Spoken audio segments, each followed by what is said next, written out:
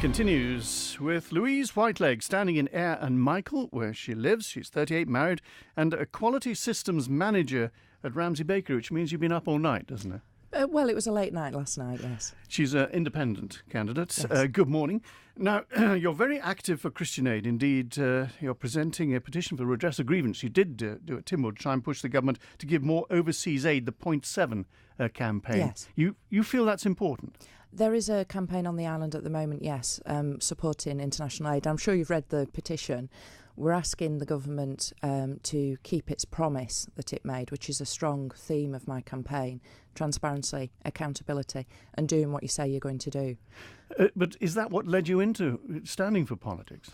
Certainly part of it. The apathy on the island for politics and the way the government has acted on certain instances has made people feel they're not interested in politics anymore.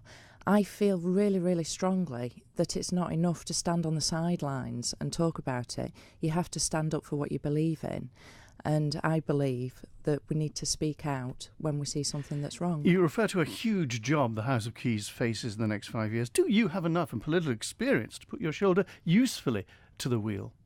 Well, that's the interesting thing about general elections, isn't it? Everybody has the opportunity to put themselves forward and the public will decide whether... But only those who feel they can do a good job should really do it, shouldn't they? Absolutely. And I feel I can do a good job. I feel I've got a vast range of experience, which is backed up by my education and qualifications.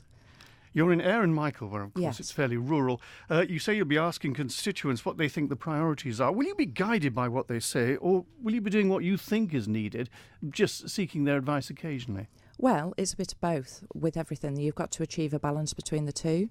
I've been out and I'm canvassing as we speak, and my manifesto is based on many of the feedback that I'm receiving from the constituents. Well, let's have a look at some issues. Coastal erosion, Yes, obviously, is a big issue up there. How Huge big an issue. issue? I mean, can you hold back nature? Oh, not at all, not at all. But with sensible planning, with looking at you've maintained your drainage systems, maintained your riverways, there are things we can do in the short term, but there is also a long-term plan that's required. Speeding vehicles. You've got the TT course going through, obviously, your constituency. Yes. Is that a problem outside, say, Kirkmichael, where it is obviously a problem? Well, the whole of the stretch on all of the main roads, some of them are used as, I shall say, long-tail runs. So would you like to see the speed limits brought in and rigorously enforced? No, I think we need consistency in the approach.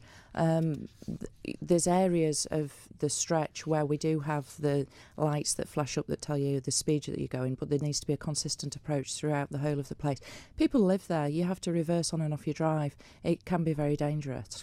The pension fund, you say, is the biggest problem. You use this phrase, we can't keep kicking the can down the road because there's no road left. This is true. That sounds like disaster politics, doesn't it? Have we reached the end? We've not reached the end. It's difficult with the constant cuts in interest rates that we suffer from the UK. But we have to, we can't save trouble for tomorrow. We have to deal with the situation now. But how do we do it? Do we have to get really tough and make people say you're going to have to get given less at the end of the day and contribute more? That's the only way. I think we need to close the pot. I think we need to have a defined contribution scheme. We do need to be cognizant of issues surrounding retaining staff, getting staff over for specialist industries such as medical and teaching. But it's something we need to deal with now. We can't just keep passing it down the road every 3 years.